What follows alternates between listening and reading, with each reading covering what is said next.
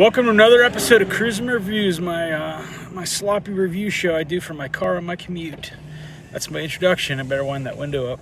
So today I want to talk about the Bruno Mattei classic Strike Commando, which is a rip-off of Rambo made by the infamous rip-off artist Bruno Mattei, who's made such rip-off movies as Robo War, which is a rip-off of Predator, Shocking Dark, which is a rip-off of Aliens and Terminator, and Mondo Cannibal, which is a rip-off of Cannibal Holocaust, in a very odd turn that somehow you can make an exploitation version of that movie.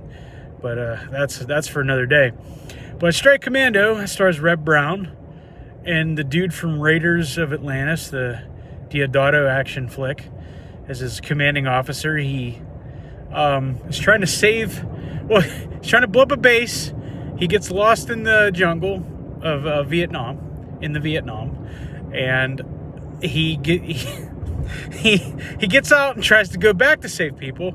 He's just consistently failing at saving people until it becomes somewhat of a revenge movie. There's fucking Russians for some reason, and if you see it, you'll see why. You know, Russians are the bad guys, and there's a heel turn in here. I'm not going to spoil. You'll probably know exactly what I'm talking about like 5 minutes into the movie, but there's a kid who talks about I won't do a impression of his accent, and fuck it, the Donald Duck and the Mickey Mouse. I want to see the place with the Donald Duck and Mickey Mouse, and that's over. That you will see that over like the end credits as well. This kid talking about the Disneyland never quite makes it to Disneyland. It's a good time. There's a lot of gunfire, but not a lot of bullet holes as often in these movies, because that would be expensive.